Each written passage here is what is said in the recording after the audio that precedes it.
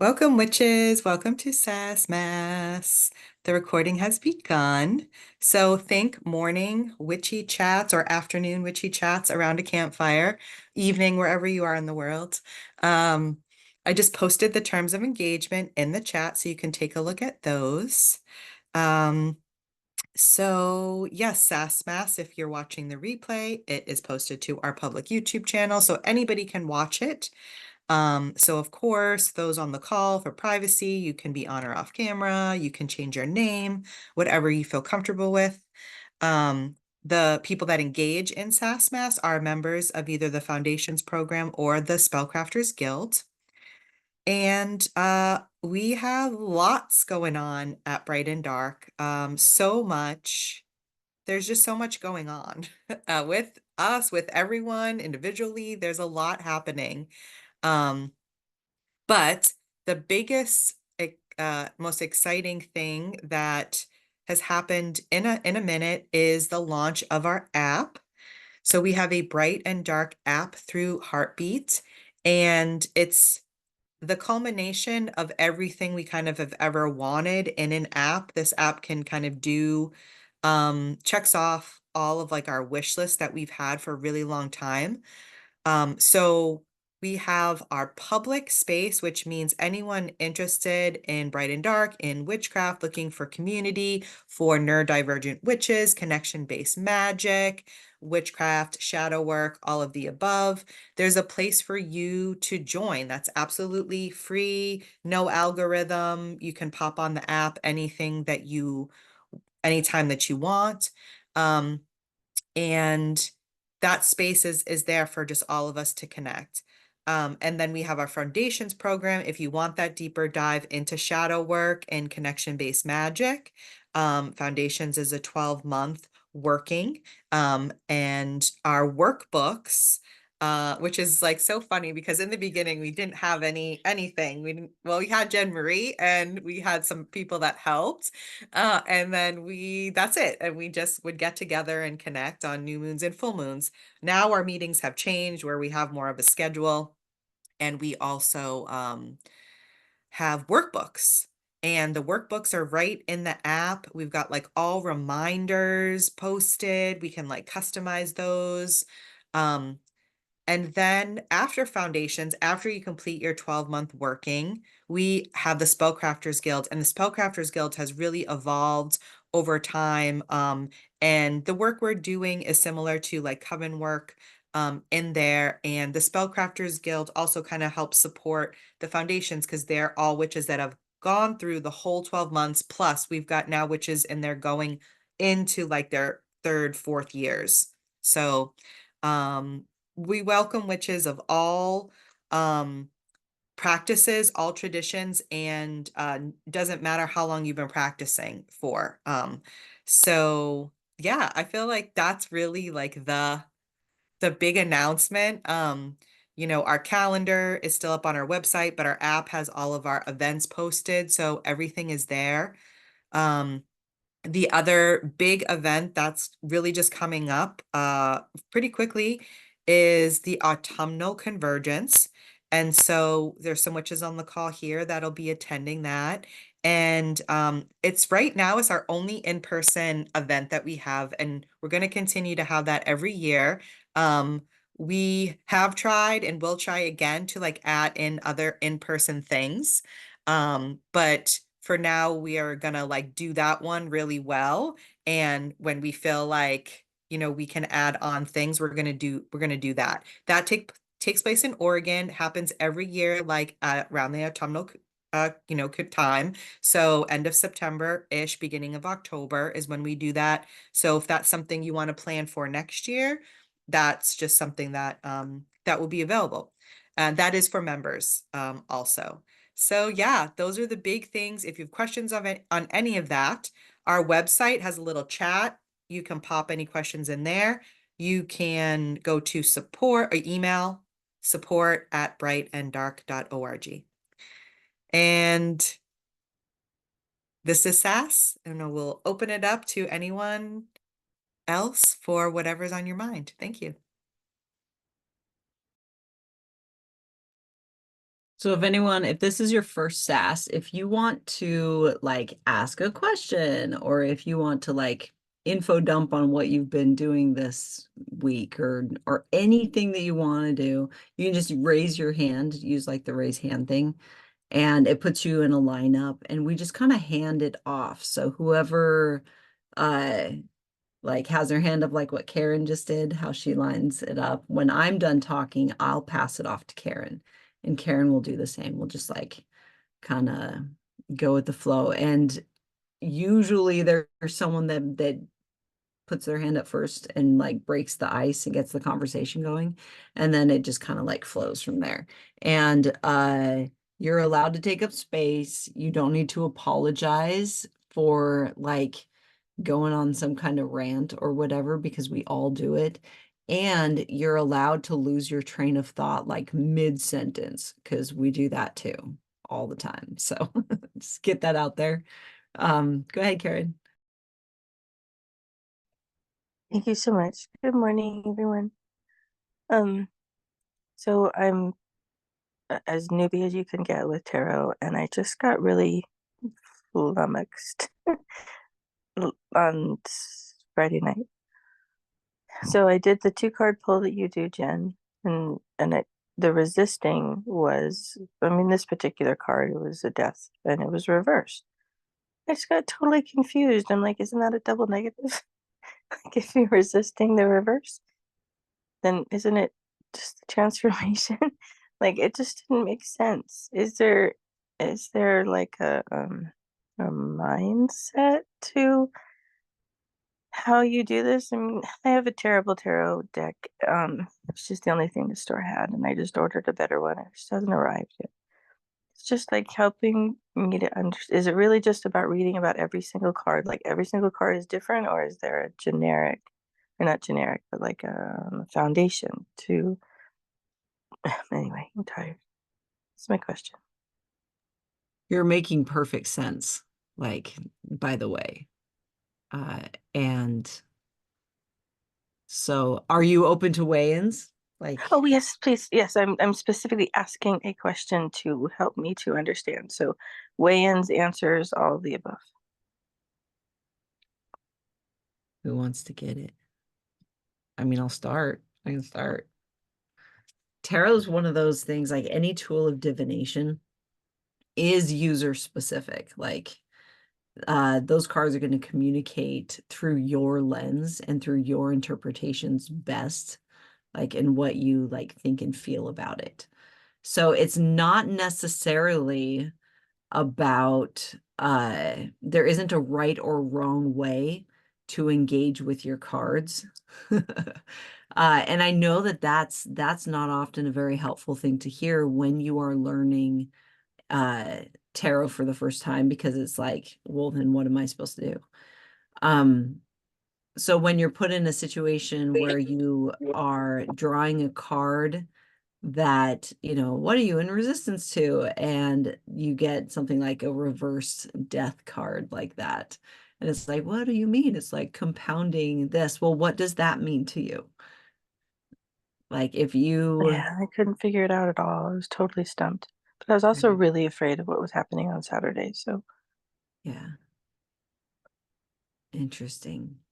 Right. And your state of mind when you're doing readings and things like that also comes into play. Like if yeah, you're doing a reading and so when emergency tarot readings make for really great entertainment. And so you see a lot of that like in stories or on TV where you're like, I'm in this crazy wild catalyst and something awful is happening. I better sit down and do a reading really quickly, right? That's when you are communicating or engaging with your magic.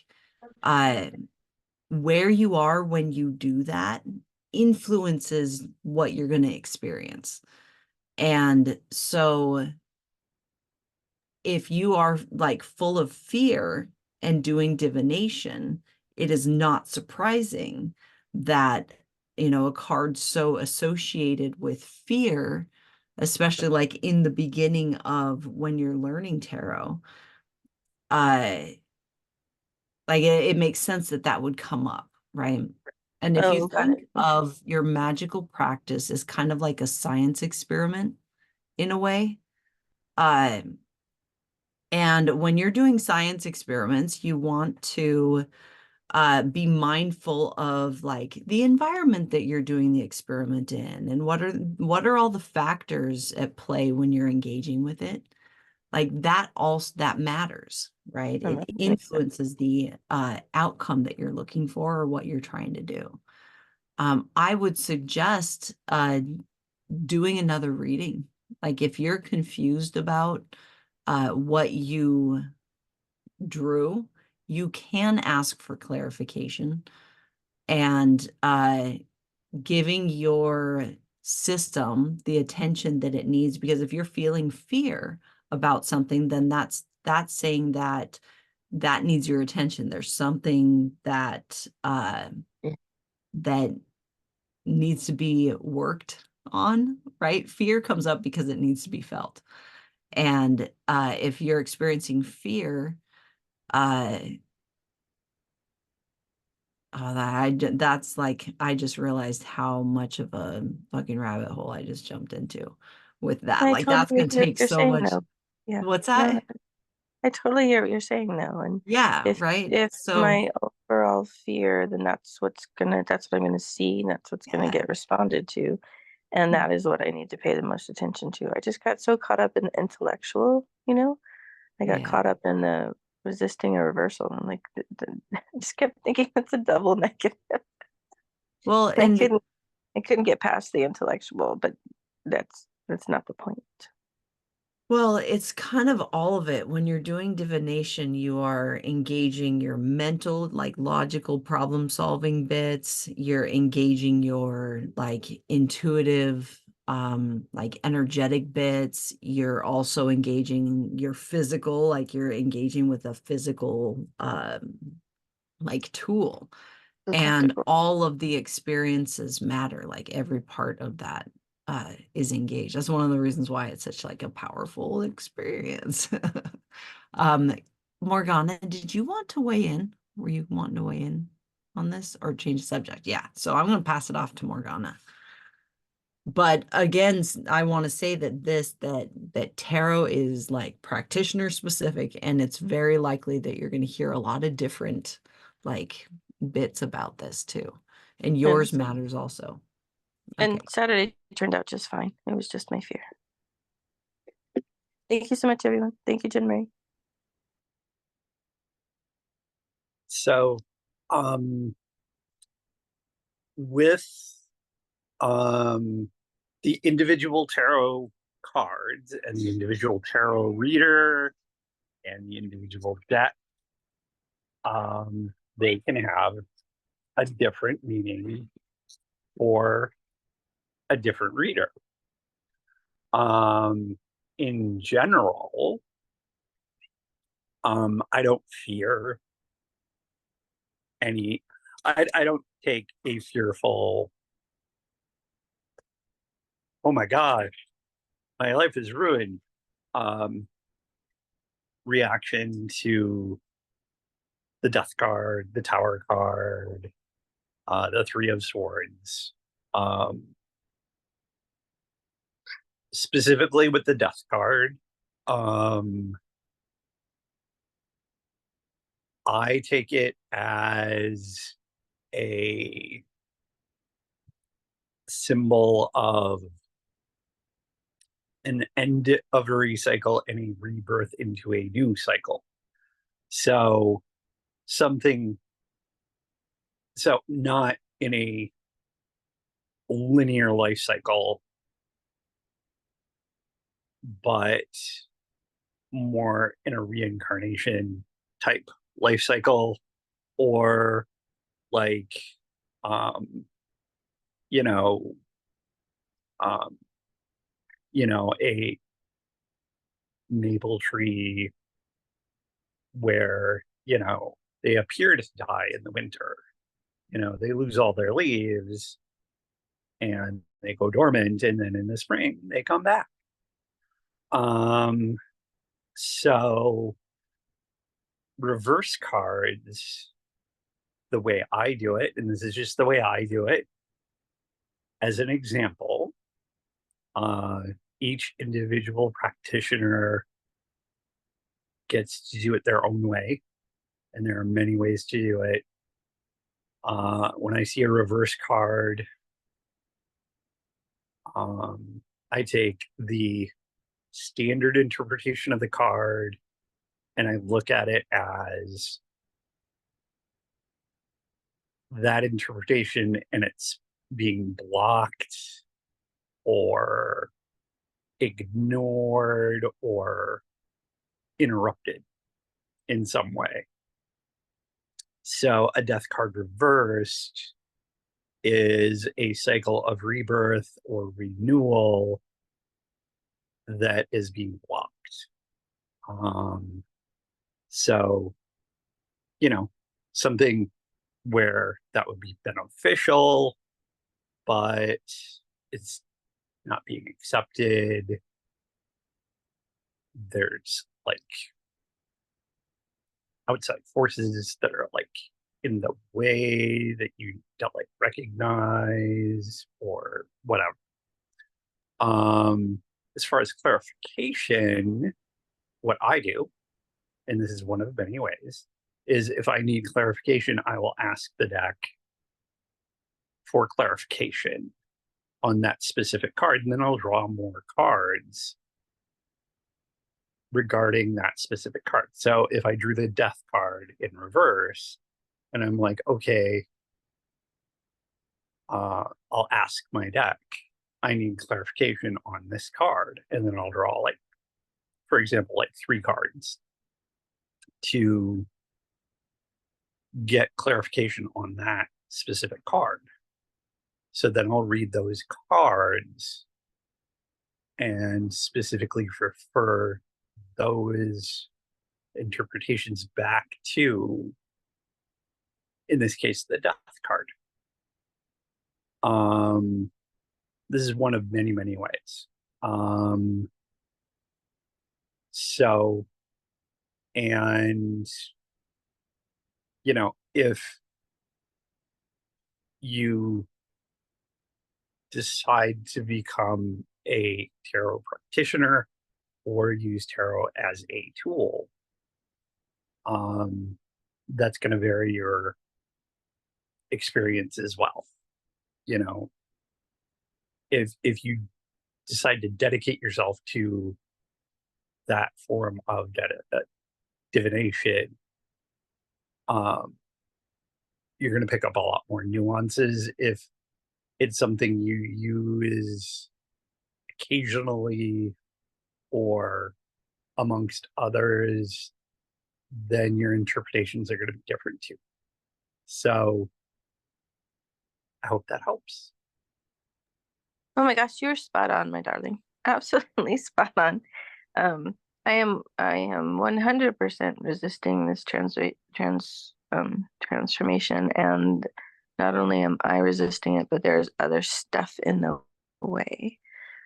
And I thought that my fear and resistance for the seminar yesterday, it was a domestic violence seminar, and I have been reluctant to look at my trauma from a domestic violence lens. I have looked at it from a lens of the pain that I went through and the struggle and how it impacted decisions, but never through a DV lens. So, I should have done a trigger warning. I'm so sorry. Anyway, I'm so sorry. Oh, that was terrible of me. Oh my God. I'm so sorry if anyone's upset right now.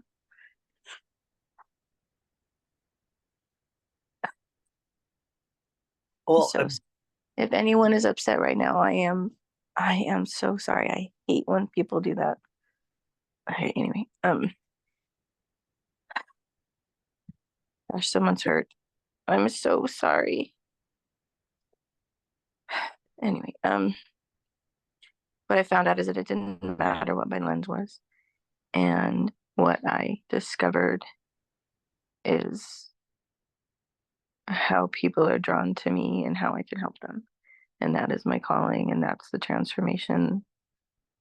And the physical part of the technical part of that transformation is what's blocked. Like it's all spot on, and I'm trying to use the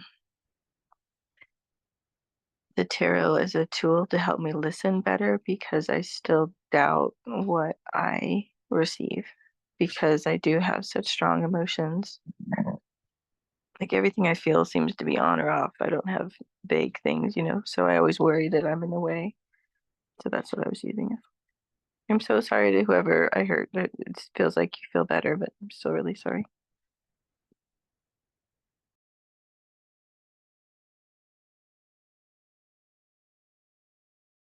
Morgana, did I hurt you? No, you didn't. As far as I know, we don't have a trigger warning policy. So Oh, that was very sensitive and thoughtful for you to bring that up.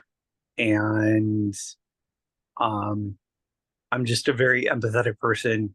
And I was just, wow, that's a very difficult thing to go through and a difficult thing to process. So um I'm just like, that's brave and difficult, and you know, yeah, I I appreciate you and your strength, thanks. and I will pass it to who's next.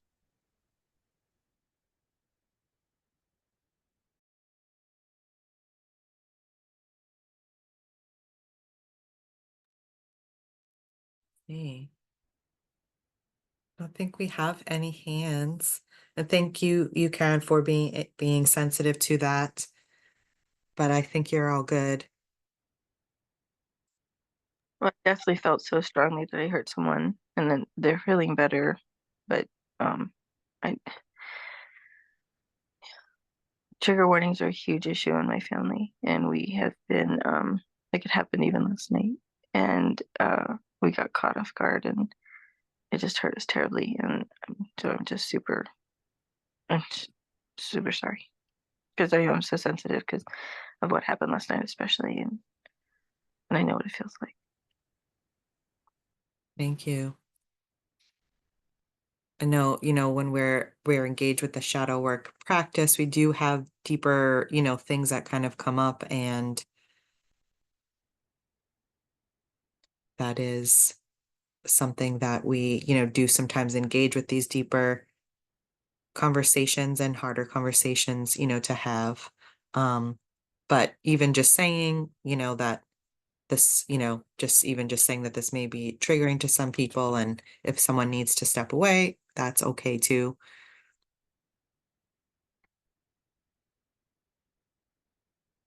Emery.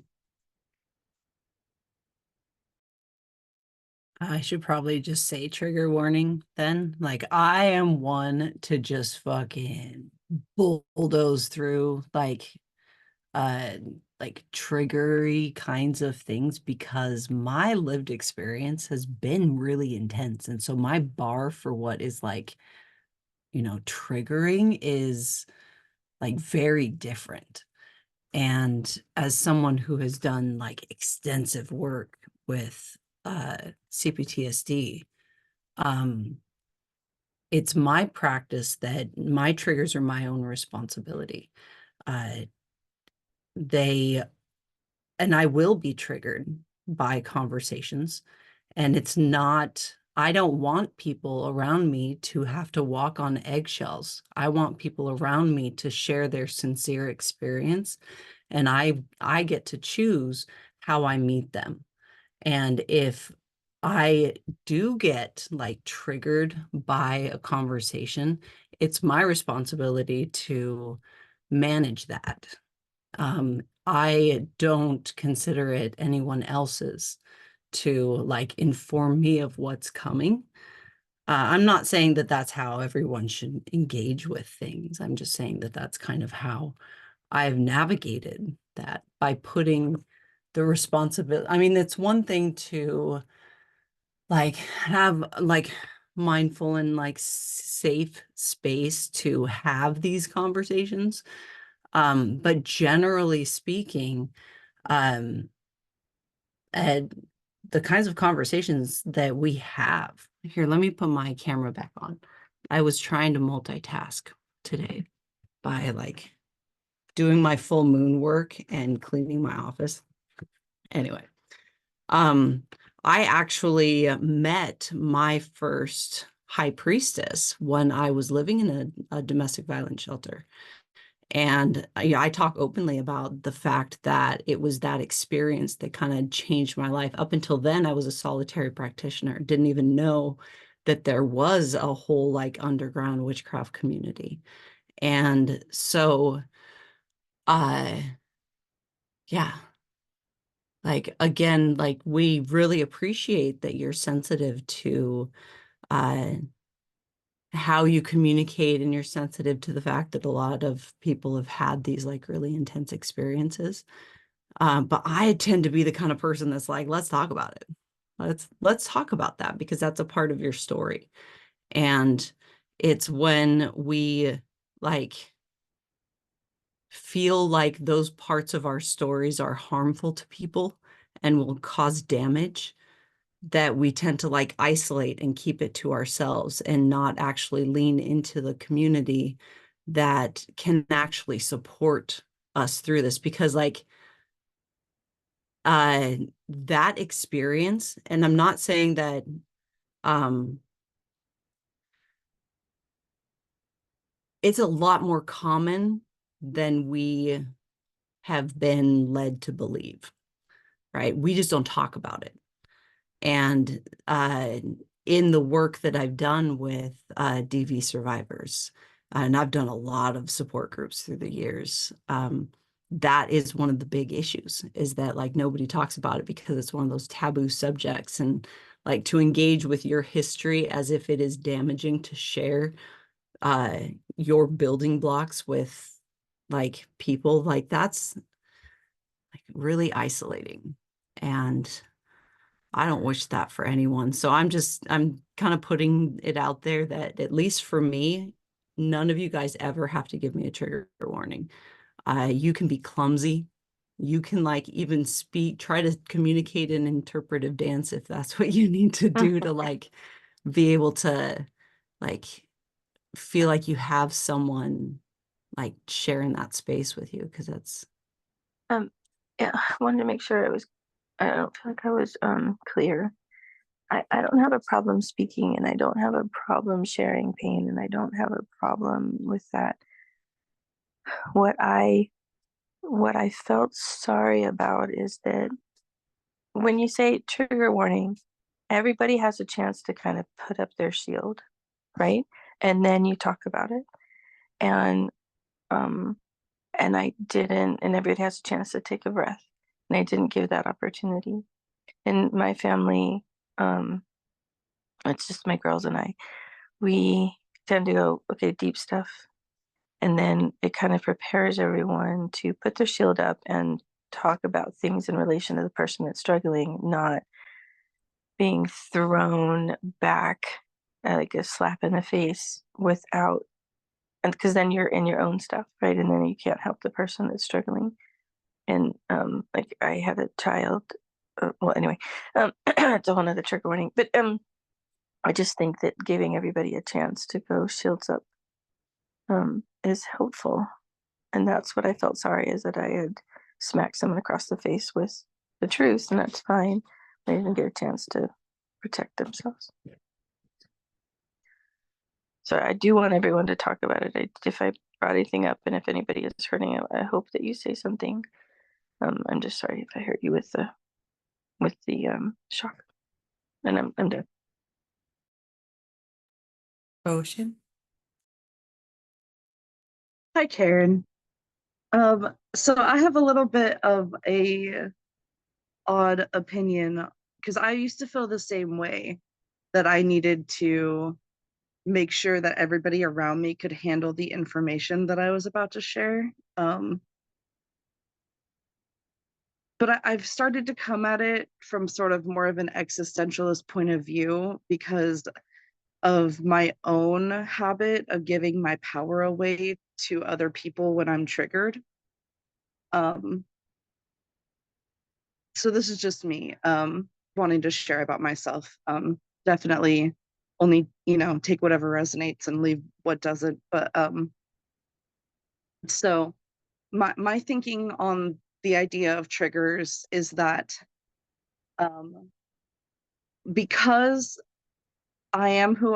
because I am a witch who's practicing connection-based magic, if I'm coming into a shadow work space, which Bright and Dark is a shadow work space, I do my preparation and grounding before coming into the space, before starting any sort of conversation, not to be prepared for whatever could come up, but to be centered in who I am and where I'm at so that I can be present with what does come up rather than trying to like shield against it or trying to like preemptively like to prevent the pain, right? um yeah, so I just wanted to share my perspective on that, and I wanted to say that this is also this is definitely a safe space to talk about what triggers you. And if it triggers other people, it's a safe space for them to talk about it too. That's how we heal together as a community.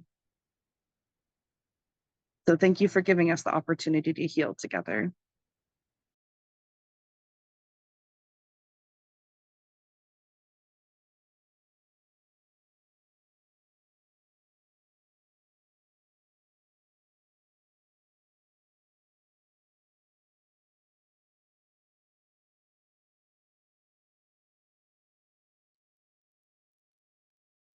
Thank you, Ocean.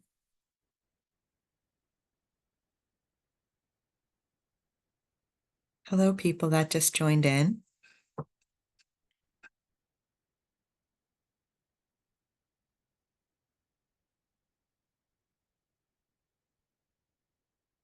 Karen, does that feel complete? Was there anything else that you wanted to share or respond before we might like move on to a different topic? I just want to make sure that feels kind of complete for you. I'm good. Thank you so much. Thank you, Karen. Does anybody else have anything they want to share? Any questions? I would also love to weigh in on the tarot topic. I was listening in when that was when we were talking about that, if that's okay. Because I've been exploring my relationship with tarot and just different types of divination. Um, Honestly, for a long time, I just felt like I was doing it wrong because I was like reading the book and whatnot, and it felt like it used to feel like I was like the process of learning was me failing upward is kind of what it felt like essentially. So I just want to validate that if it feels like you don't know what you're doing, then you're on the right path, which isn't super helpful, but it really is a certain feeling signature. I found that uh when I'm trying to connect with something, it helps first to consider how my guides are already communicating with me, like especially in divination. So my guides communicate with me right now, usually through numbers, sometimes through like certain symbols. And then I've also been communicating with the elements a lot. And so it helps to have that intentional focus, even if it's only like monthly or if you change it every 3 months, or like it doesn't actually have to have a timeline. But if you know what you're focusing on right now, you can relate to the modality through that like lens, like an entryway to it. So we were talking about the death card, right? I don't know if there's actually an element that is associated with that card, but I think the number is 10. Oh, I can't remember what the number is for it. Oh, it's even better if it's not describing the cards, actually. So I just bought a tarot deck too, that the little booklet that came with it was awful. Like, it was really bad. Like, it was just this tiny little deck that I bought on eBay that's like just this one-off deck. And the booklet was not helpful, so I just threw it away. Like, it wasn't even a nice booklet. It was just like a little, like, tiny little paper, like 3-page, and it would just like have one word to do with each of the things. So the best way that you can connect with your cards is by sitting with the card and getting to know the image of it and how you relate to that image, how that image makes you feel, and what in the image relates to what you're currently going through, or the question that you asked. So it's really important to hold your intention, I've found. That can, because like sometimes I'll do drawings and then if I forget the intention, I'm like, okay, I don't know what to do with this. Like, it all kind of connects to you. um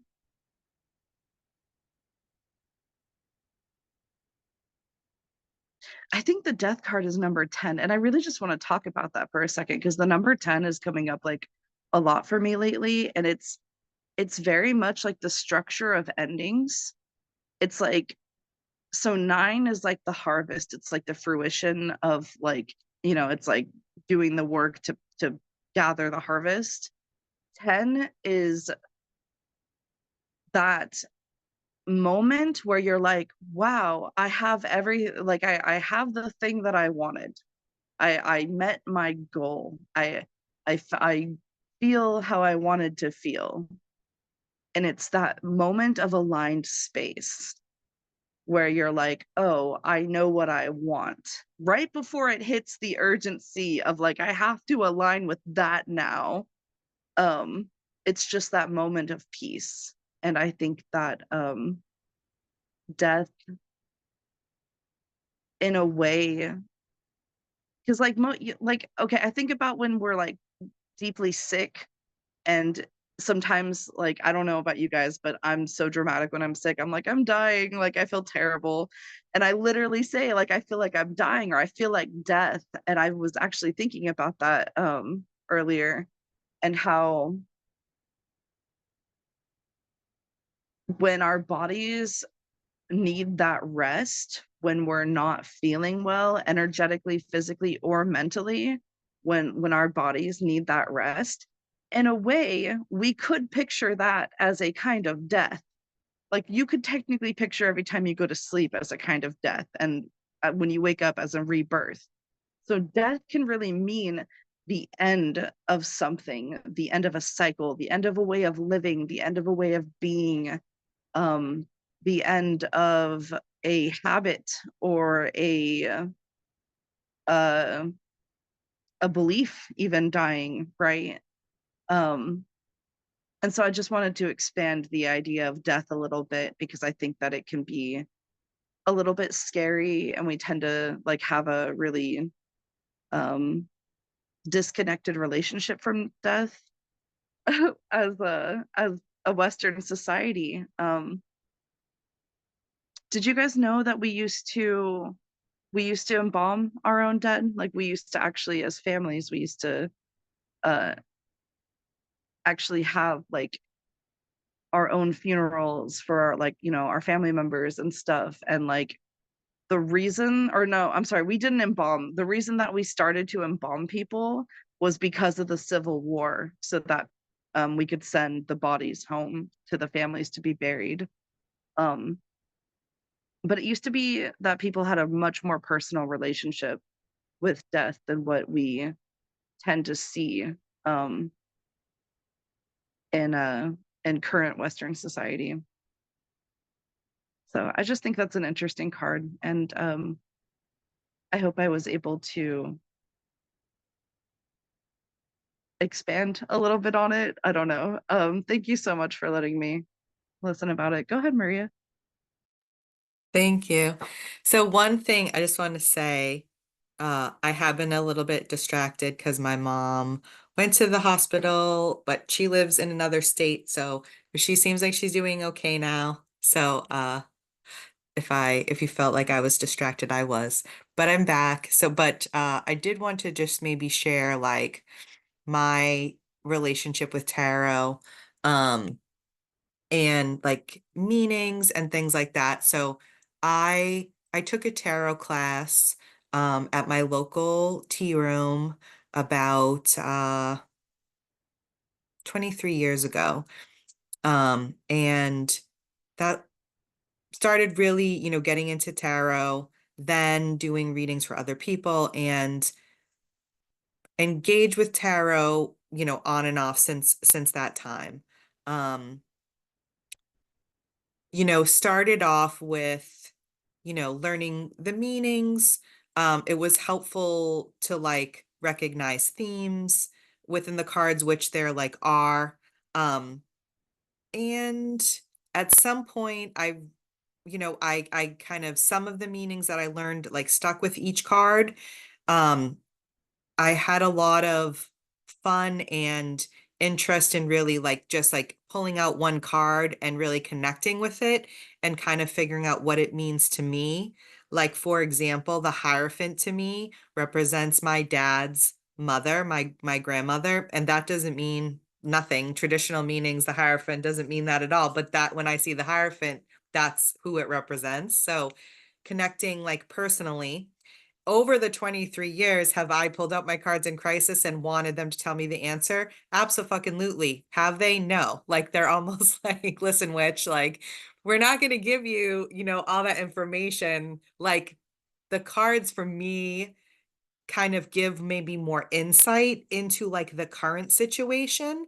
And yeah, sometimes I've had other readers or even myself like get into more of like the predicting things. But most often for me, like my relationship with the cards is like gaining more insight on the current situation.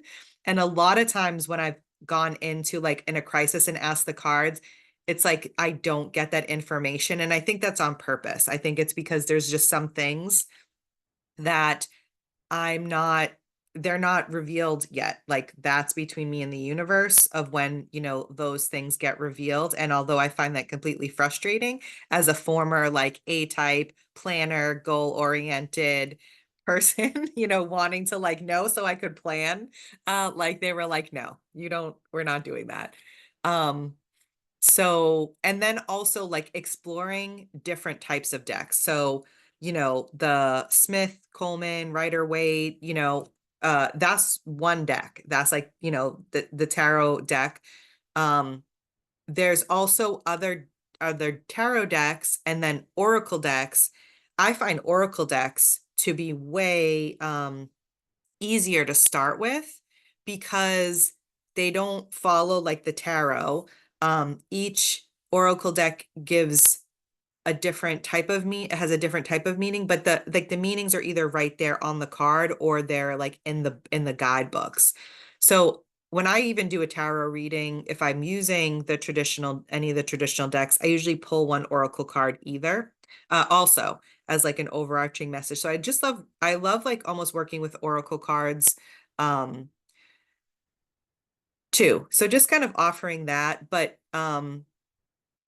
like looking at the death card, looking at the picture, looking in the background of that picture, right? Like the sun is coming up and it is for me, it's like, it's more of like, when I get the death card, I'm like, yes, because I know what I'm going through is going to have a big fucking ending.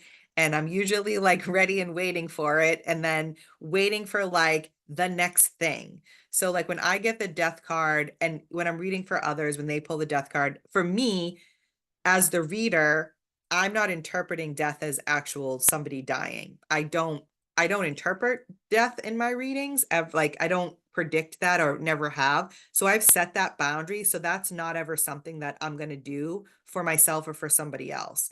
But when I get the death card or with someone else, it just means like big changes are rolling in and it's like it's like the death of a cycle and the rebirth or the birth of like that next thing. So I'm always excited when I get the death card. Because I'm always usually looking for like I'm always like looking for that big change. Especially with just like what's going on now and wanting, yeah, wanting that.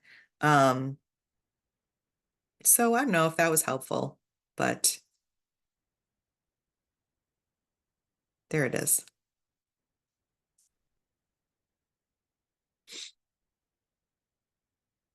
One thing that one little exercise that we used to do is, we would intuitively pick a card and just kind of sit with the card. And like if you feel comfortable, I'd kind of like pop into the card and just really feel out like what this card, means to me, and what like my relationship with it is. And so, like I said, the numbers on it you can associate with the numbers, the elements, the suits. So you can kind of come up with like themes, but um, yeah, there's like a lot of people, and that's why the Territorial deck is great. I use the Lucid Dreams Tarot, um, just because I really like the artwork on it. Like it also had this is a card from the Lucid Dreams. This is the Two of Pentacles, and it also has the meanings on it, or the key phrases, but they're in gold. And the gold is intentional to be a little reflective because this deck does also encourage you to use your intuition. Um, and then I have the Territorial one. This is everyone always asks about this one is the one that Jen Marie uses. This is the mini one. I have the mini deck. Jen Marie has the bigger deck. But it also has the meanings. The original Territorial deck didn't come with the photo. It has just like all the meanings on it. Because the way that I learned tarot, I need the photos to remember the meanings. That's how I remember what the meanings of the cards is through the photos, not like the names. So I love that Territorial came out with this deck, and it has like that pretty reflectiveness, and that's what the backs look like. So that's that. That's a little tarot tour. And let's see. When I opened the magician popped out when I opened up the deck. So there we go.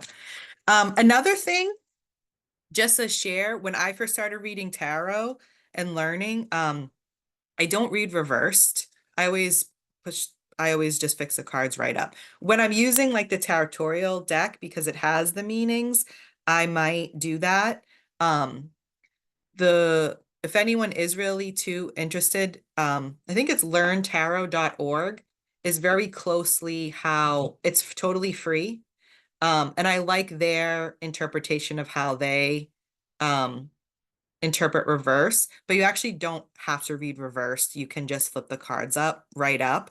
Um, and it's okay to do that. And when you're starting, because but if you're like, no, Maria, I'm gonna read reverse, then absolutely like do your thing, whatever way you feel right. But I just learned all the upright meanings and I stuck with that, and um that's something that you can do.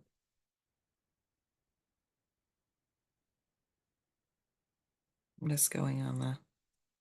Anyone else? Anyone else want to share any other divination practices? Yeah. Learntarot.com, I think. Just a great, informative, free website. It's like kind of a traditional method of learning, but um, I really liked that. So just sharing that.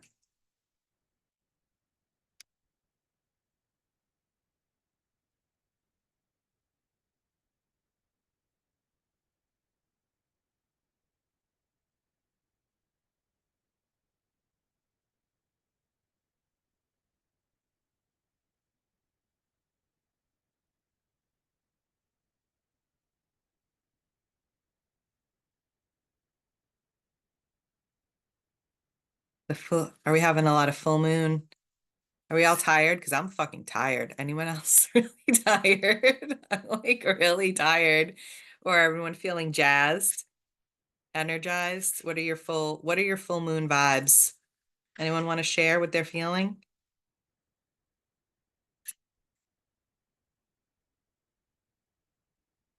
Got a bunch of shy witches up in here today. Or quiet. Are we just all like run over? I think this is probably one of the quietest sasses we've had in a while. We can just sit in each other's space, guys. That's cool too. We can. I always liked, I'm just chalking, like I'm just gonna shoot the shit. So if anybody wants to pop in, but yeah, there's a lot of cleaning. We were all a bunch of us were just kind of cleaning before this. Um just in terms of the divination, I think the one thing that when I was starting divination that I also really liked to use was the pendulum. Because I could get like a yes, no, and it was really, I don't know, I just really always liked using the pendulum. I actually used to use this necklace a lot as a pendulum when I needed. And I think with divination too, like if you're really into it and that's something that you're really interested in, like the more that you kind of engage with it, it's almost like the like muscle memory type of thing. Like, not like muscle memory, but in that way where like, you've done something so many times, your body kind of knows what to do. Um, I don't know. I just feel like there's so much to like explore and it can be such like a personal connection.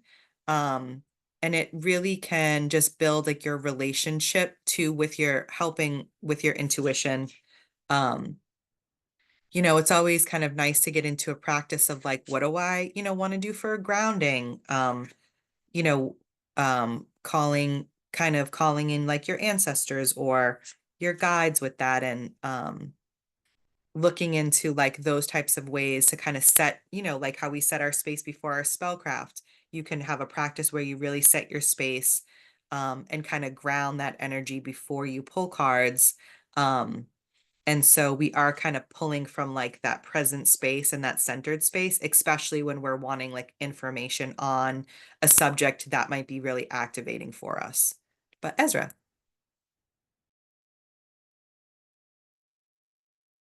Yeah, that's funny because I've been writing this song about tarot to like help myself learn it. Um, and I think was the night before last, I just like went through the first 10 major arcana and like I'd written a section of it and then I just wrote the very last like the rest of it up through the 10th one. And it's kind of abstract, but I was spending a lot of time on the learntarot.org because of you. And so that's funny that came up. It also, I've been thinking about divination um, since I saw all the new people in the app suddenly bring, like saying what they do because of the question. Um, and I actually really like using like media as divination, and in this similar way as you look for symbols that resonate with you personally in tarot. I just like will whatever's on, like I sometimes I don't even pick what's on, but sometimes I will, you know um see what's calling me to watch, like an old show or something like that, and then usually I don't at this point only watch television. It's usually on just on the background, so I will kind of just let whatever resonates come through. And so sometimes there'll be like a flower or a line I never noticed before, and I'll suddenly like look up and be like, oh, what is this? That means something to me. I just like wait until something means something to me. So it's kind of a like um casual thing. Sometimes I will also just scroll in a very relaxed state where I'm not paying very much attention to uh, what's going on. It's almost like a meditative thing. And then again, as meaning comes up for me, then I will kind of hone in on that and just like dig into myself about what that means in the context of what I'm pondering at the moment, I guess. And most, like you kind of mentioned too, that some people use it to like kind of get into the future. And I don't do that so much, but mostly because there was a time where I was doing that. And the cards basically told me that everything's happening now. And so you can look into the future as much as you want, but ultimately it's telling you about your what what, at least for me anyway, it was telling me about what my what I wanted the future to be, like what I spent a lot of time picturing the future to be. Like it was still telling me about the state of myself currently overall. Um, and like I wasn't picking up on new themes that like would come up in the future. Like it pretty much I could just relate it all back to the present moment. Um, I don't know if anybody else resonates with that, but I don't get a whole lot of future pickups all the time. And just basically too because of what I believe about the nature of time. That's usually it's like um it everything in my belief is happening now. And so the um it feels like the cards will because probably just because I have that belief will act as if that is the case. So usually it digs deeper into me instead of forward, outward. Yeah, that makes sense. Okay. um Thanks for working through with me that through that with me, through me with that. Either way. Let's see. I don't know who's next. Is it Maria or Stephanie? I can't tell. Ezra, I love that idea about like using like media and stuff like that because that is something you could do anywhere, like right sitting out in the middle of the mundane world if you needed to, and kind of just lean Yeah. into what things might mean. That's fantastic. I love that idea. I hadn't ever thought of that. So, thank you for that. It's gonna be fun when I'm super bored somewhere, stuck sitting somewhere that I don't really Yeah. Sometimes need to someone will focus listen so to much, their and I would phone be like, next to you. Sorry. "What's that?" Sometimes somebody could like be listening to something on their phone next to you and you suddenly notice it, or you go into a doctor's office and there's something on the television and it's just like, oh, well, if my brain is picking up on it, maybe it wants Maybe to it's a figure, message you know, for me. I yeah. love that. I am not well versed in tarot at all. I am an oracle card person, and my brain likes oracle cards because it's quick and easy, and here you go, and pretty straightforward. Um, I always feel a need to run on like super efficiency, and so the oracle cards seem to help me with that. But it's funny. I've been thinking about different kinds of divination all day, and I was thinking of even bringing that up today. And then here we are.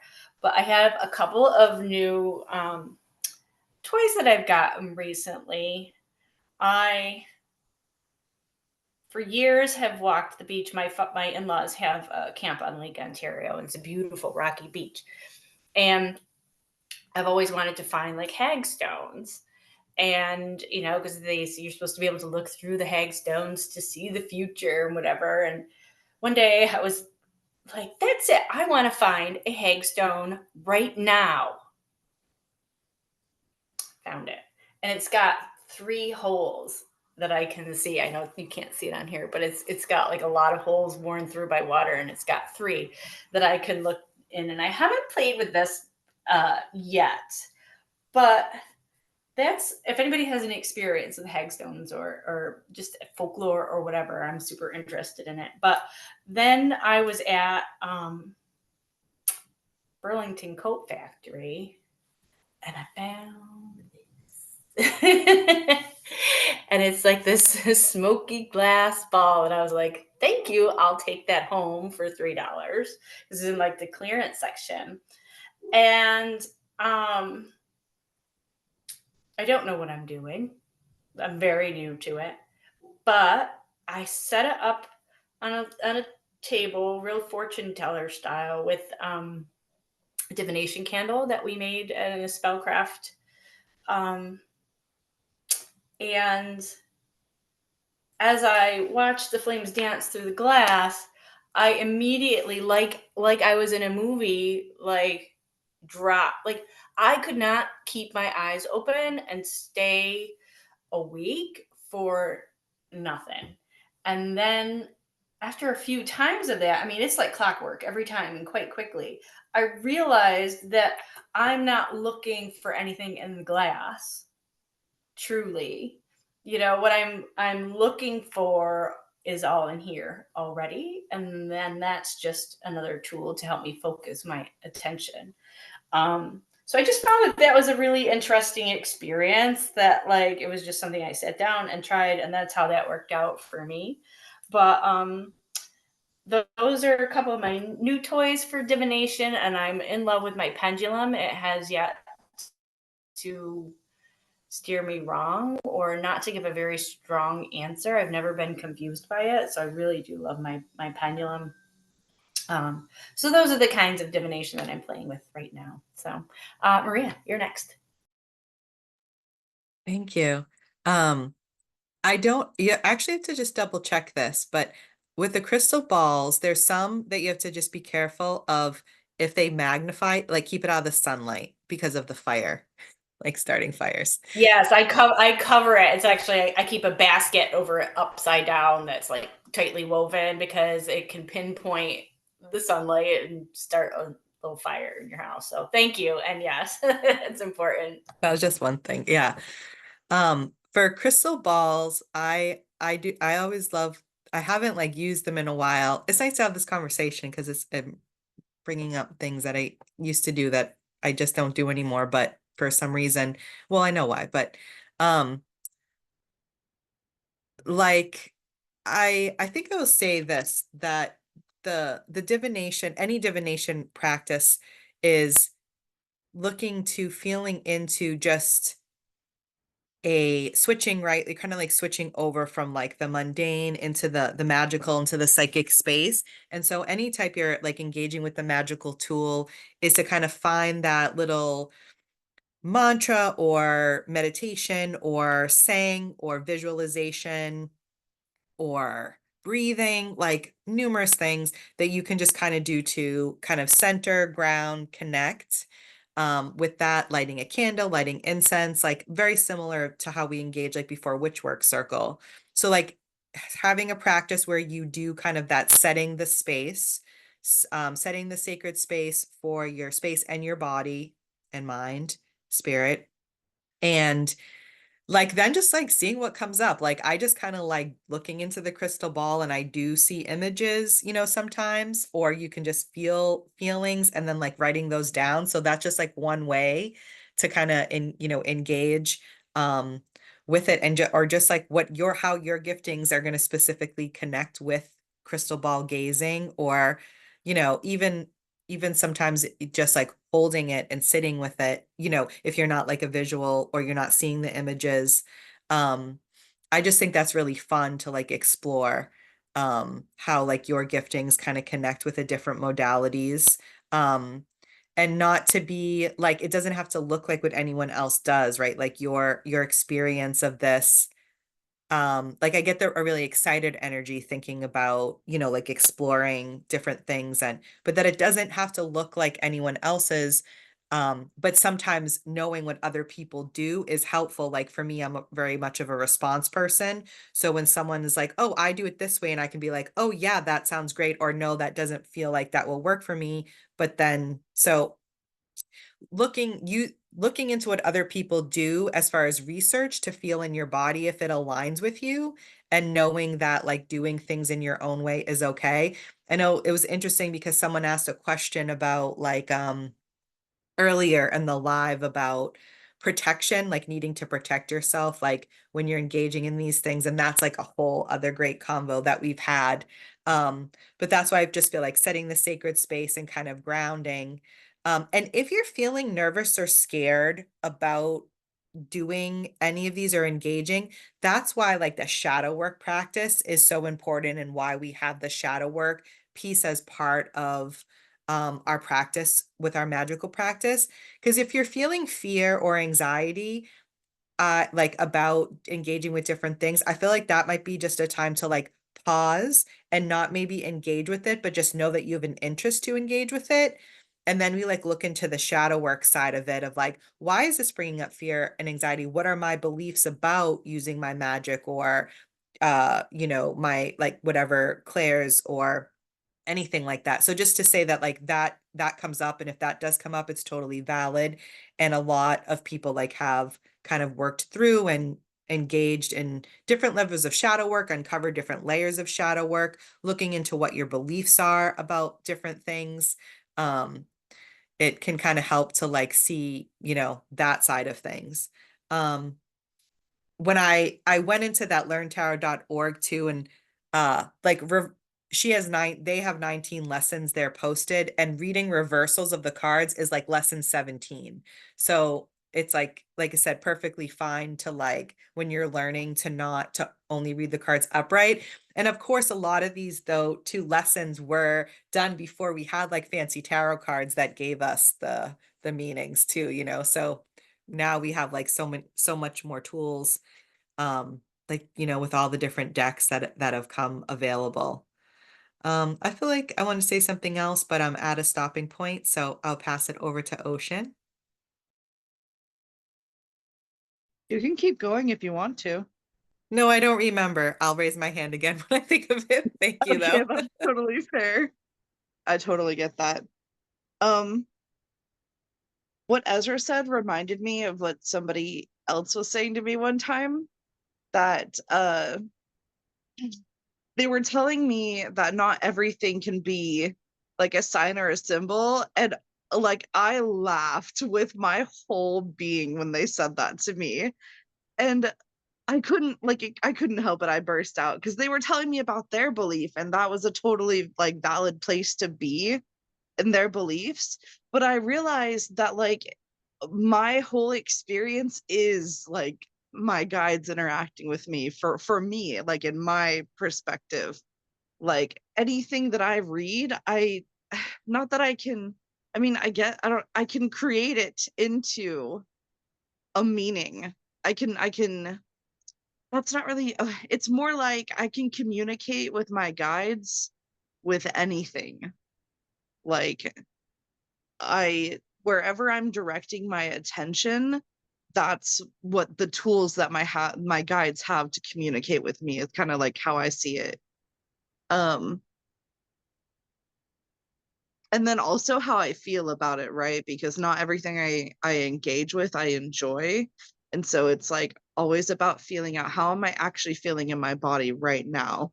Like instead of what I think about this. Or like taking both into consideration, but I kind of see the mind as like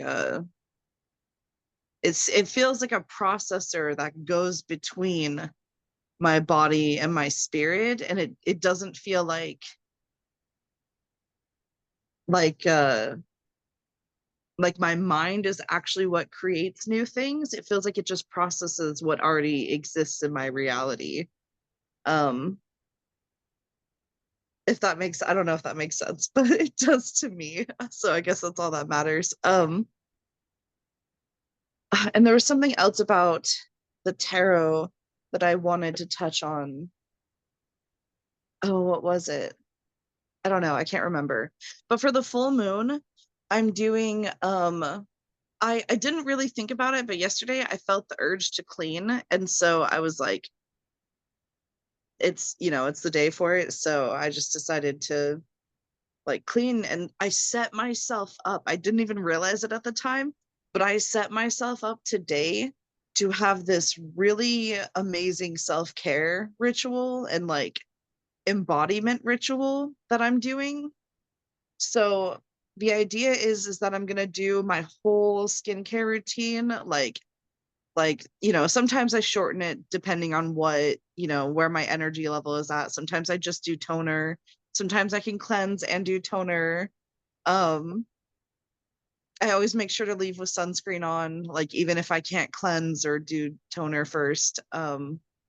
But today I'm like, I set myself up to like, I put um product in my hair, and I'm doing like a whole self-care routine with like all of my skincare. And I did like body care this morning, and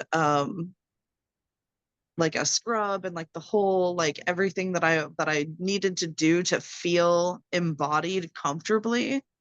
And then afterwards, I'm going to be doing my makeup for my biopic for the website, because that's something I've been avoiding. And it stresses me out to have like a professional, like neat, like feeling like it needs to be a professional picture, because it's going to be like next to a bunch of other really great looking pictures. So so I decided I'm going to do my makeup in a way that embodies my authenticity. And so my whole routine is me setting the space, like you were talking about, Maria, for and doing that introspection on like, who am I? And like a lot of the kind of stuff that we actually do in December, thinking about it with like, the unmasking and all of that. And then when I wash it off, I'll have all of the stuff. I might even do some divination when I have the makeup on, or do like some videos or something. But then when I wash it off, I can still embody that feeling signature, even when I'm not wearing the makeup anymore. And I think that's like my full moon ritual for this full moon. So I'm really excited about that. Okay, go ahead, Maria. Thank you. I I remembered what I was going to say, and also wanted to show you one other deck over here. Because I said I always want to shout out Pamela Coleman Smith anytime I can. And so if you do want the traditional deck, um, Pamela Coleman Smith was the artist, and the Rider Waite deck she really got like left off of, but they did like the Centennial edition, which has their name, the Smith Waite tarot deck. So that was cool. And it's very similar to the Rider Waite. But this is my OG deck. This is like my 2 decades old deck, just the traditional universal Rider Waite deck. And it has the little stars on the back. A lot of times, sometimes they're plaid, but I had found this one that has the stars on the back. Yes, so what I wanted to say was when you're pulling cards, or when you're doing a reading for a situation that is it's at the present moment, and it's just taking into account what's happening right now. But when we're talking about like past, present, and future, like if you're having that type of a reading, or those cards pulled where maybe you're pulling 3 cards, past, present, future, or you're doing a type of spread that includes future, where we're only reading it as of this moment, and things can change, things will change that course. So just keeping in mind, like if maybe a reading isn't coming out like the way that you want to, like that's great information. and that it's just it's a snapshot in time of this time, of the present time that you're doing the reading. And so things and outcomes can change depending on how you engage, in the world and shift. And so felt like that was important to say. And um like when you're learning and things and like pulling one and two cards, and when you get good insight and good information. If I'm doing like a reading, I pull like 30 cards. So I was like, like I feel like just I because like wanting kind of that information, but um that's doing I do like the Celtic cross spread, and that's when I do like 10 and then I layer on up to like 30 cards. Um, so there's just putting out there that there's just so many different ways to kind of engage, with the tarot. And yeah, love to talk about it. I know maybe I'll bring back Tarot Tuesdays where I post a card every Tuesday. That was fun. I just have to remember to do it on when it's Tuesday. That was the hardest part. Yeah, it might be a good time to do that, to engage with the community and the in the app. And that was with learning the way it was, just start with the major arcana, kind of get familiar with them. You can even just do tarot reading, you just when you're starting, just looking and getting familiar with the major arcana, and then, engaging with each suit. So I kind of did it in order, of the major arcana, and then like the Fool's Journey with that. And then we would just pick a suit and start from the beginning, start in order. So it wasn't like intuitively pulling, but it gave you a chance to like engage with that card for the week if you're really interested in like learning the kind of the traditional meanings for them. And then also seeing how the card resonates with you.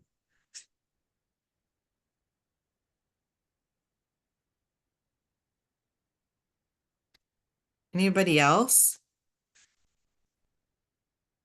We still have about 30 minutes, so we can do a topic change as well.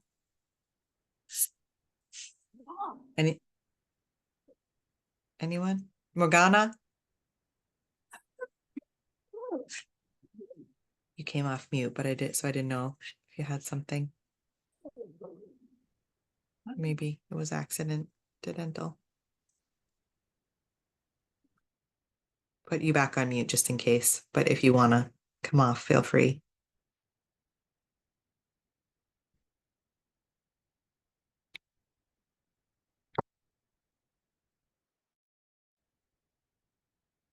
Stephanie, what do you put your moon water in?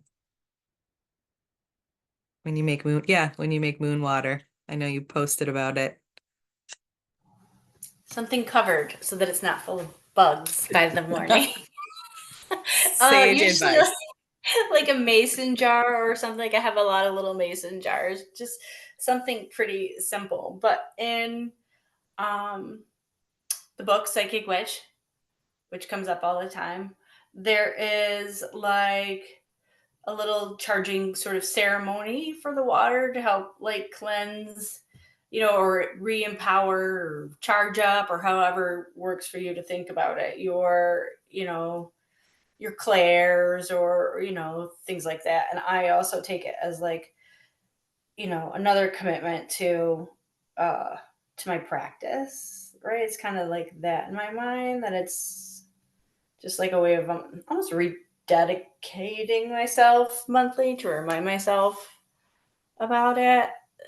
I can't quite put that into words very well, obviously, but yeah, that's what I do. And because I got a lot on my plate, I don't always have time to go build a stone circle in the yard and stay up past 9 o'clock. I would love to do all that. I would love to. But this is something that has allowed me to just keep it very simple and consistent.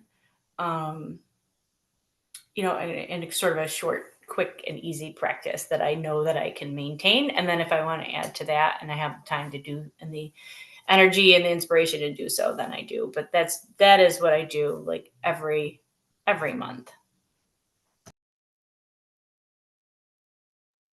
I love that. And you said do you kind of when you you choose to drink your moon water, and of course you can do all sorts of different things when you make moon water. And by the way, you don't just have to make moon water and the full moon. If you kind of look up the correspondences to the different moon phases, you can make moon water anytime. But Stephanie, I know you said you drank your moon water. Like, do you drink it on a specific occasion? How do you engage with it during the month? I do it the next morning, usually the next morning. So I think, am I right in the full moon that was at fullness at like 6 o'clock this morning, technically? Let's I think it see. was. I don't know where I thought I saw that. But like, yeah, so I just set it out and then I let my dogs out uber early in the morning, like before everybody is up. And so that's generally when I go out, and I grab it and have a little moment outside to myself before the world is moving. And that's just, I don't put too much in so I don't make myself ill of trying to get down a ton of water in the morning. That moon water is just a little bit for drinking for me. And then if I need more, because I use it for a lot of different things, baths, I use it in my daily rituals, like if represents water on my altar, things like that, then I do put out a different sort of vessel, but I just do a little bit of that for every full moon. Yes, And then I and have you're that right, quiet it's time in the morning to 6:17. start my day. I say yes, it was 6. I think this is Eastern time, it's 6:17 a.m. Yeah, so I did mine like last night because I figured that would Yep. kind of align more with the exact time, but I know like a lot of times It's I try to confusing hit when it it's in the morning. right. Yeah. Ocean. Yeah, I wanted to talk about the moon a little bit more. I was feeling inspired, if that's okay.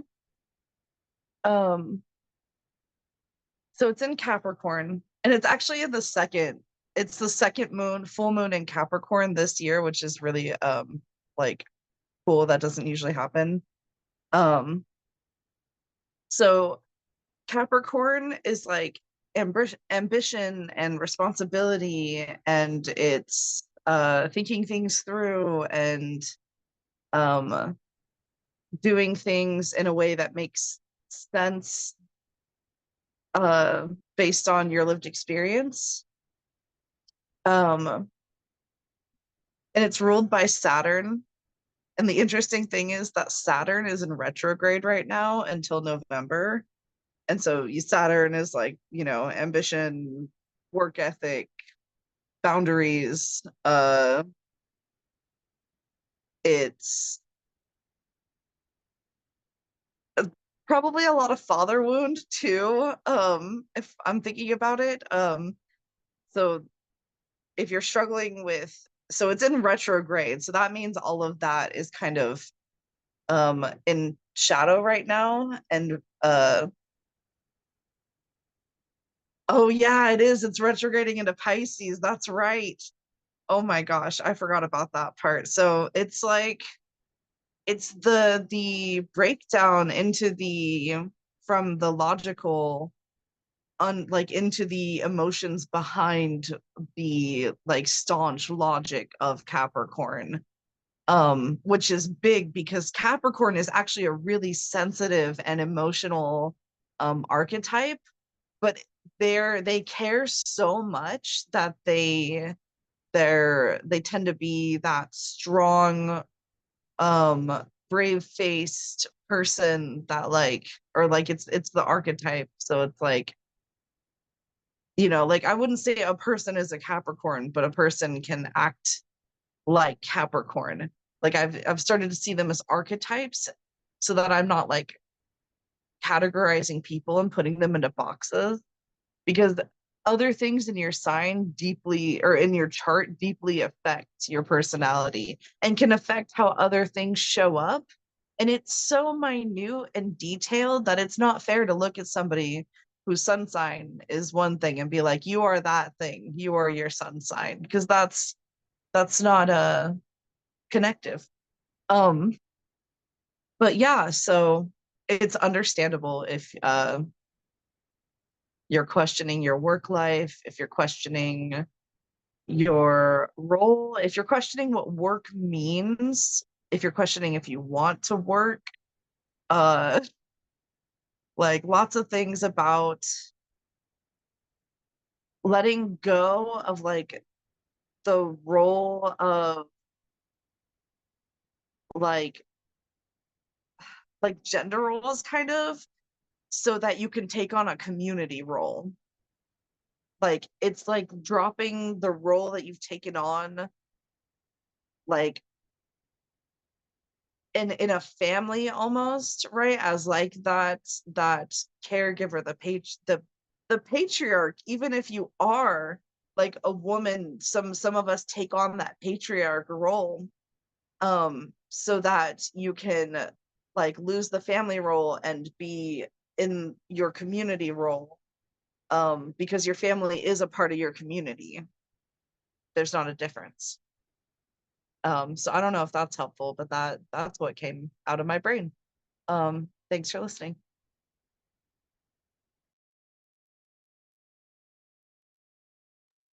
I would love to know if like anybody else has any full moon plans, or if that they have any thoughts on how that's affecting them.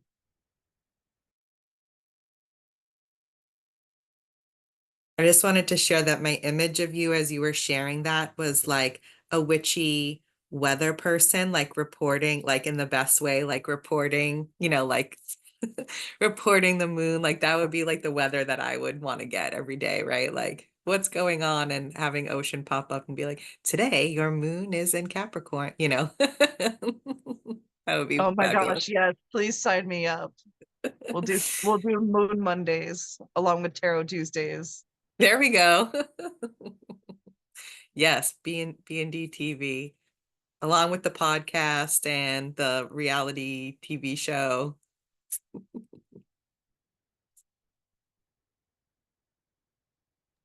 We're gonna need a whole crew like behind the scenes doing like audio and video, and I mean I have makeup for us, so I got that. Does anybody know how to run a boom mic? Does anyone feel called to learn how to do that? It may be needed in the near future.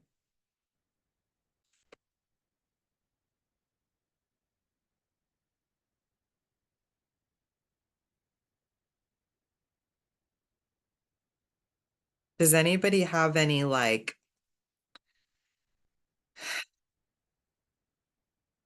not common divination practices or traditional things that maybe just passed down from your family? I mean, that you can share, that you feel comfortable sharing, but anybody do anything that's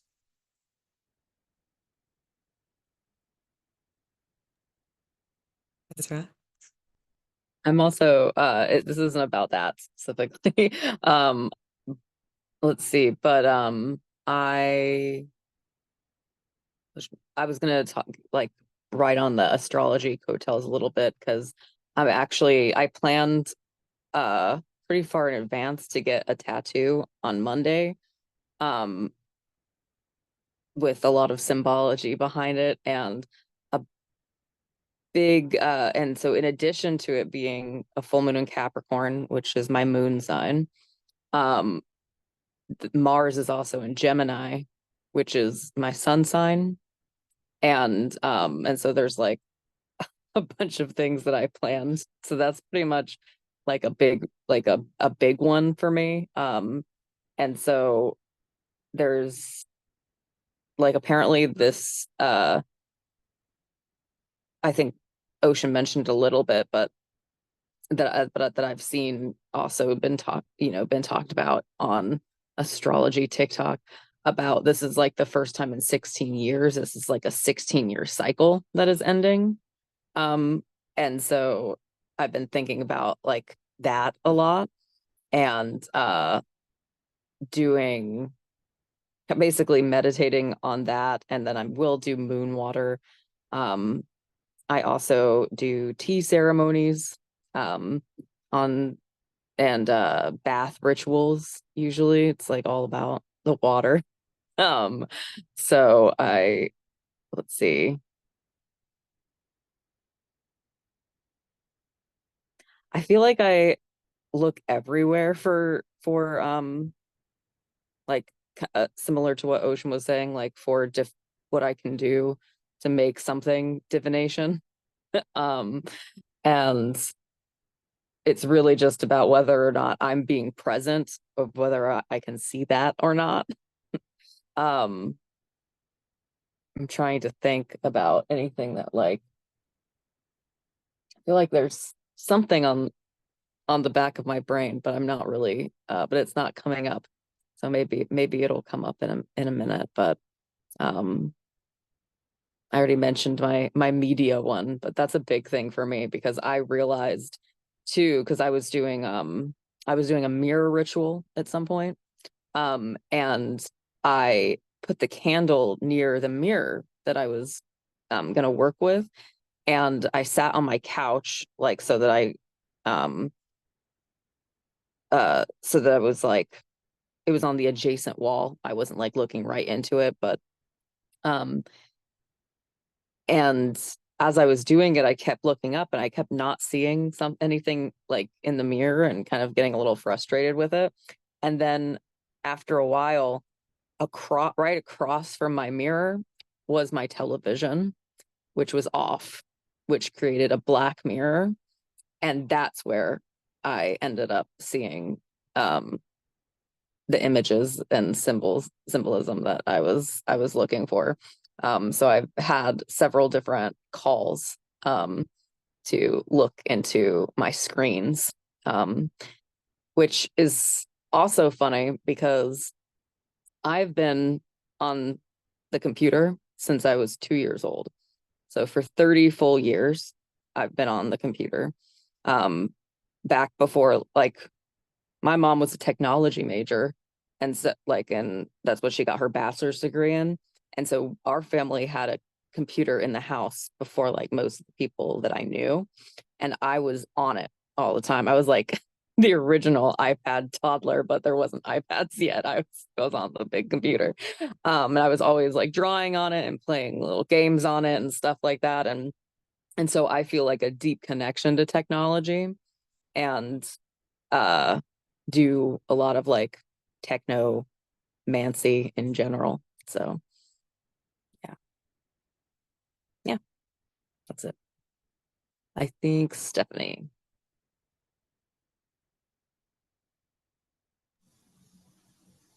Ocean, is your hand still up or is it up again? I just want to make sure before I chime No, in. go ahead.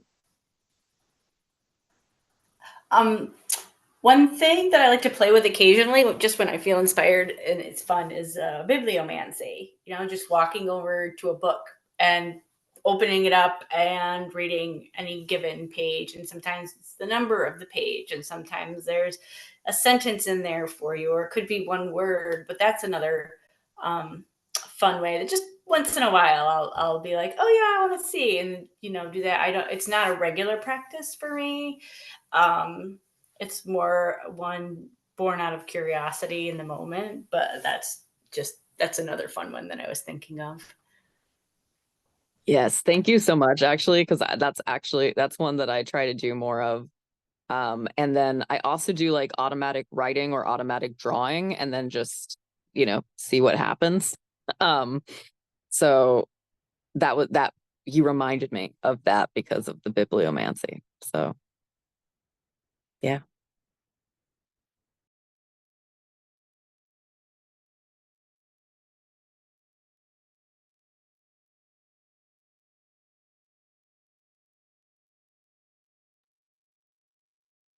Well, we have about 20 minutes left. If anyone else has any questions, or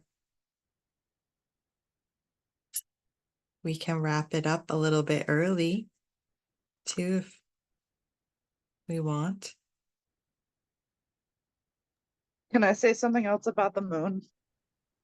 Yes. So I can't remember if it was the two Capricorn full moons or if it was Saturn in retrograde, but I'm pretty sure it was the two full moons. The last time that happened was when the American Revolution happened, and I thought that was interesting.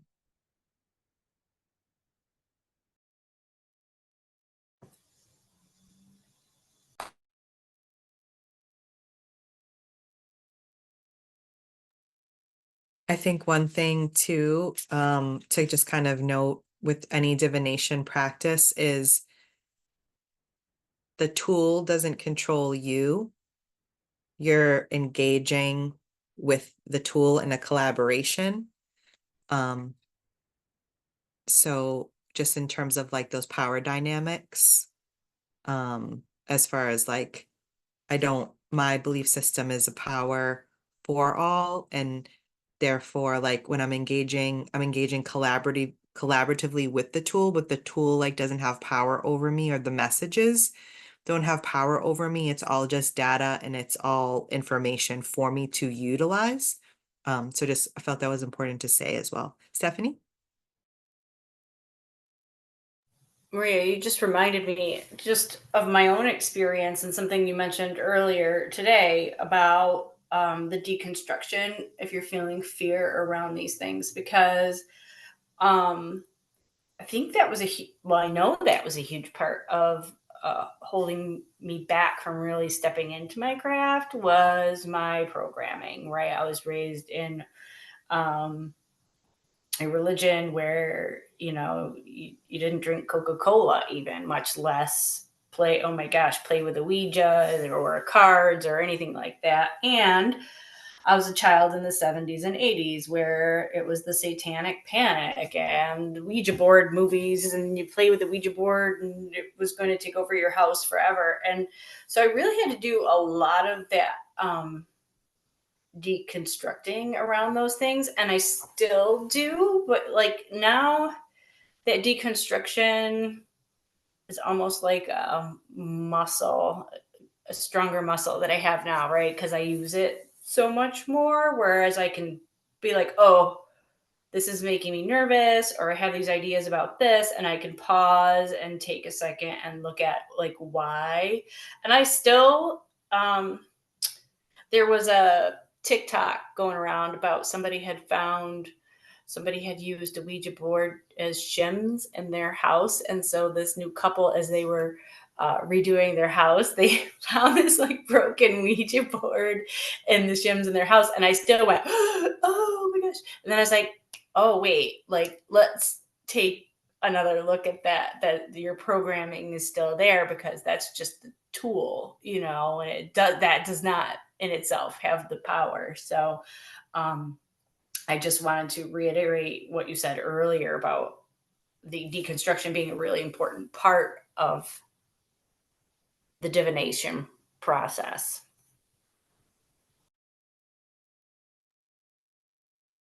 Yeah, I went down like, thank you, Stephanie, for saying that. I think it's really important. And I went down like a little bit of a rabbit hole because I heard something. There's a medium that I follow on TikTok, and there was discussions about like hauntings and what is that? And the kind of the rabbit hole of spirits, entities getting stuck places versus that it's maybe an energetic like signature, kind of like a memory, that it's more like that when you're reading something um or feeling that something, like a doll, for example, like this was one of the examples that was used in the conversations, that the back and forth about, can a spirit be trapped, or is it more of just like that it's holding an energy and that's what like you're reading off of? So when we talk about like those like Ouija boards and the Satanic Panic and what was that associated and thinking about like what is that really? Because you know people have had experiences with things.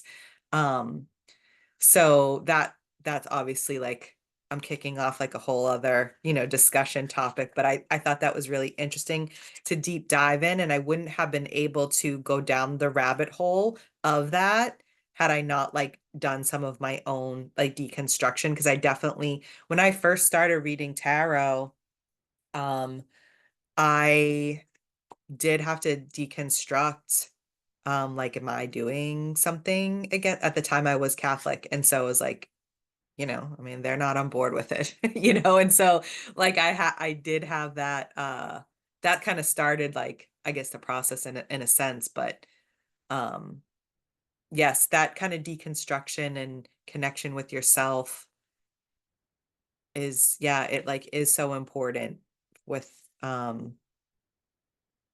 yeah, for all of the things, I think. And it's okay to like wherever you are is wherever you are, and the best place to start is wherever you are, is exactly where you are. But just to be like aware of it and to have the space to like have the conversations here is great. Because there's so much information now out there. So much.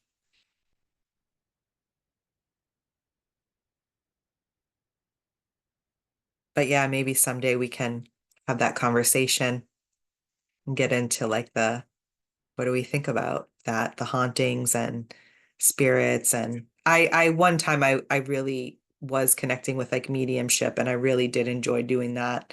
Um, Not that I don't do it anymore, just kind of do it in a different way. Not so much of like a formalized process, but yeah, ocean.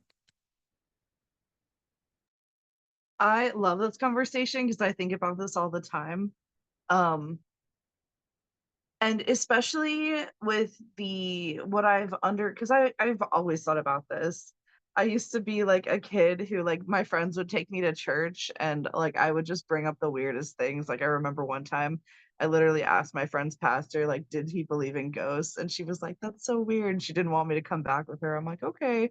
Like it was always just fun to see what people like, you know, thought. And I've always wondered about ghosts. So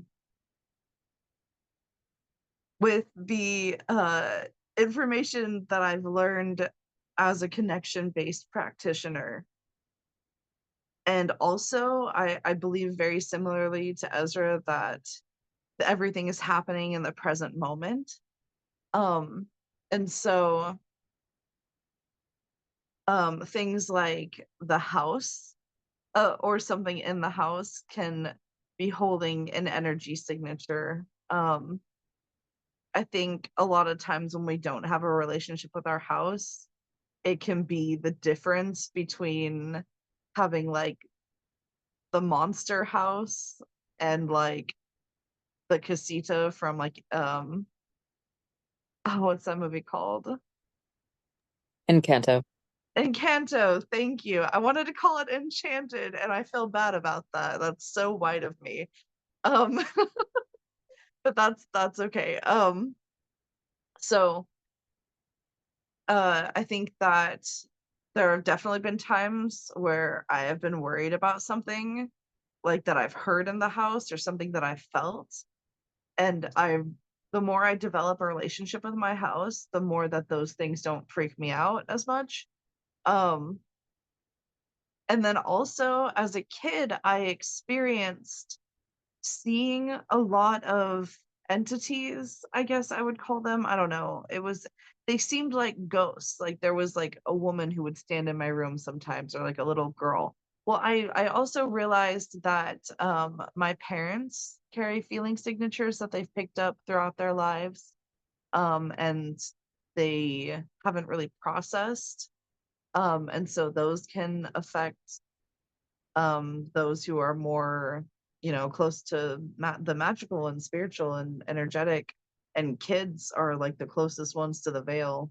um and so I believe what I was seeing was at times either projections of my parents, like the feeling signatures that they hadn't processed, that were kind of like, it felt like they were skulking about the house like all the time in a weird way.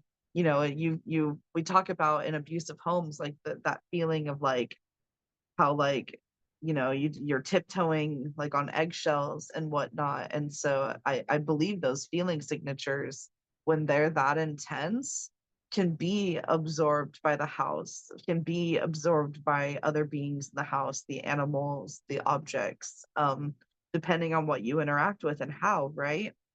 And then I also believe, okay, so humans are like this weird, like, haunted matrix of like atoms on our own. Like, if aliens like scanned the earth and looked down, they would literally see a shit ton of atoms in the shape of humans consistently going and coming.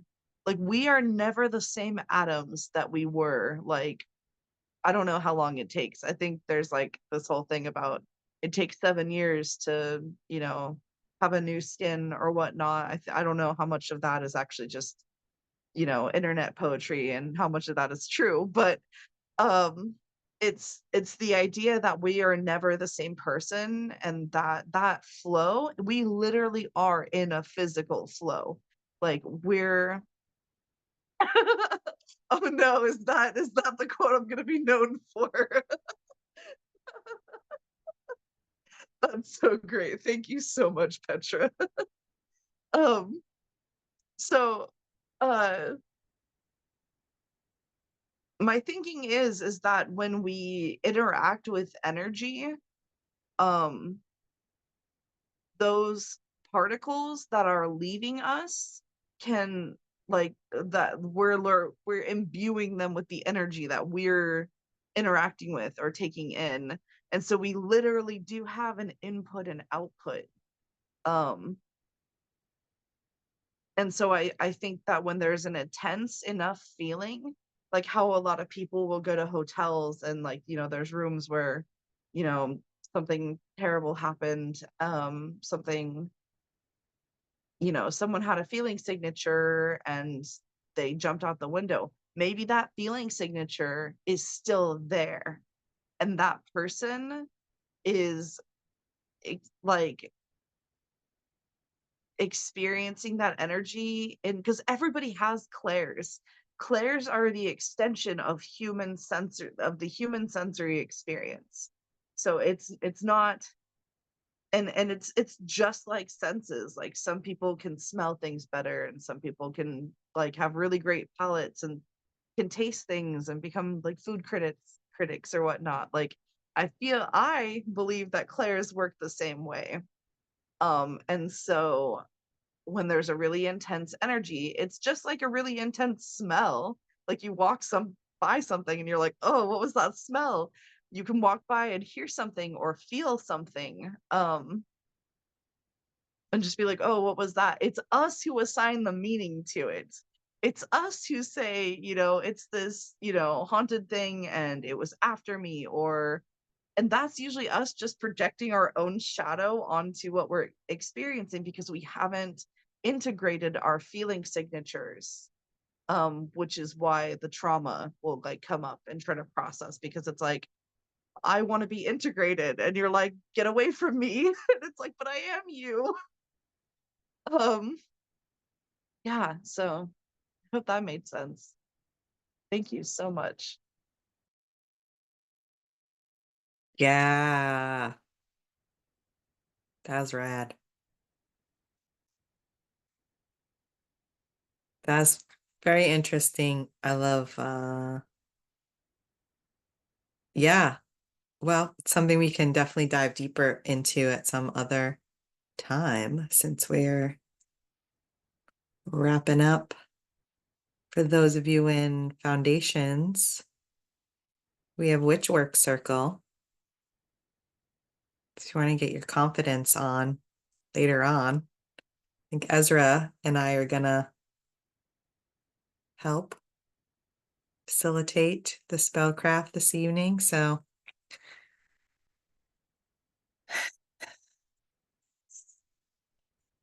thanks for coming, everybody, showing up. I hope everybody's liking the app. Let us know what you think about it.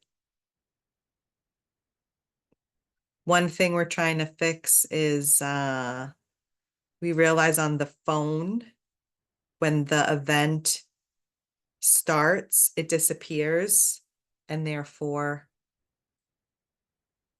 it's disappeared from, there's a way on the computer where you can still see it, but on the phone you can't. So Acacia's looking into that.